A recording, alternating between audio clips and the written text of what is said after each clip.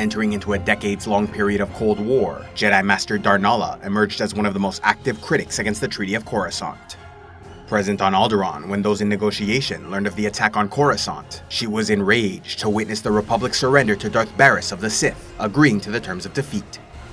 Refusing to stand by and accept this loss, many Republic citizens attempted to disrupt the peace or pursue personal vengeance, like when Darnala entered into a conspiracy to restart the war, orchestrating assassinations and terrorist bombings until she fell attempting to kill Darth Barris, or like Aaron Lanier, who failed in her mission to assassinate the Sith Lord Darth Malgus as she sought to avenge the death of her master Venzalo during the sacking of Coruscant. As the political landscape of the galaxy transformed after the war, the Imperial Mandalorian Alliance ended, while the Hutt Cartel took advantage of the chaos to expand their influence significantly. Settling new borders, the galaxy was divided into 5 strategic regions, including the Core Worlds, Outer Rim, Hutt Space, Unknown Regions, and the seat of the Empire. Though hostility remained between the Republic and Sith, there were occasions where they worked together to solve a common problem, like when the Sith exile Lama Zendrit built powerful hex droids on Sebadon to protect her clone daughter, only for their interpretations of these orders to evolve, eventually seeking to conquer the galaxy, thereby eliminating every potential threat. Working together for a time, the Republic and Empire successfully destroyed the droids, yet tensions were so high, the enemy fleets then turned against each other to engage in a brief skirmish above the planet. As the years of uneasy peace continued, other conflicts, both brief and enduring, erupted throughout the galaxy, like on Alderaan, Ord Mantell, Balmorra, Taurus, Belsavis, and others. In 3645 BBY, the Sith discovered the people of Voss, ruled by Force-sensitive mystics able to see the future. Intrigued, the Dark Lord captured one of these mystics to serve as the Emperor's voice. Every day, the galaxy ventured further toward the outbreak of open war, like when Darth Angral sought vengeance for the death of his son and attacked the Jedi homeworld of Tython in 3643 BBY. During this engagement, Angral located the Jedi Padawan Kira Carson, a former child of the Emperor, and so contacted the Dark Lord, who took direct control of her body. Yet Kira Carson was ultimately saved by her powerful Jedi Master, who killed Darth Angral, saved the planet, and created a wall of light in the mind of their apprentice, cutting her off from the Emperor's influence. Praised for saving their homeworld and the life of his Padawan, this Jedi savior became known as the Hero of Tython, leaving a profound impression on the Dark Lord, who marveled at the strength of this potential rival, keeping a close eye on their progress as a Force wielder. Still under the influence of his old, imprisoned adversary, Revan, the Emperor continued to advocate for a state of peace. Yet after 3 centuries of cruel torture, the former Jedi hero grew weaker by the moment and neared a final death, prompting his old companion, Mitra Surik, who remained by his side as a Force ghost, to embark upon a mission to secure his freedom. Departing for a time, Mitra visited Jedi Master Oteg of the Republic, convincing him to organize a strike team and rescue Revan from Maelstrom Prison. At first, the former Jedi turned Sith Lord was upset to be free, knowing that was the end of his influence over the Emperor, but soon enough, he realized his death would have accomplished nothing, and now he could take a more active role in stopping their hated enemy.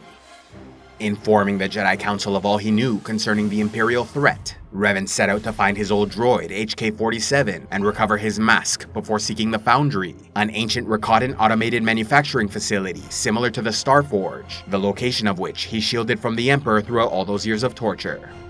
Determined to end the Imperial threat at any cost, Revan constructed an army of extermination droids designed to wipe out everyone of Sith ancestry throughout the galaxy. Overseeing various important operations for the Empire, Darth Malgus learned of Revan's location and sent a strike team in pursuit, even claiming the Emperor allowed Revan to escape so they could follow him and take the Foundry. Battling their way through the facility, the Imperials destroyed HK-47 before confronting and slaying Revan in a final battle, capturing the Foundry for the Empire. Yet Revan eluded death once more, as his mastery of both the light and dark sides of the Force allowed his spirit to split in two, with his light side half desiring to become one with the Force, while his dark side half clung to the world and his physical body. Fueled by his hatred for the Emperor and a desire for vengeance, Darkside Revan took control of the Revanites, a faction which revered him on Droman Kos, turning them into an extremist and fanatical cult. Under his leadership, they infiltrated both the Empire and Republic, placing many of their agents in positions of power. Meanwhile, as the Jedi felt war on the horizon, Master Tol Braga came up with a bold but foolish plan to avoid another catastrophic conflict by leading a strike team, which included the Hero of Tython, to capture the Emperor and somehow redeem him to the light side. Yet the Emperor mocked him for his arrogance and easily defeated the strike team, capturing Tol Braga and the hero of Tython for corruption to the dark side. Without Revan to temper the Emperor's violent nature, the Sith Empire was once again ready for war, assigning Darth Barriss the task of instigating another conflict. Creating Plan Zero, Barriss and his apprentice successfully assassinated a number of important Republic officials, provoking an expected hostile reaction and the outbreak of a galactic war between the Old Republic and Sith Empire from 3642 to 3636 BBY.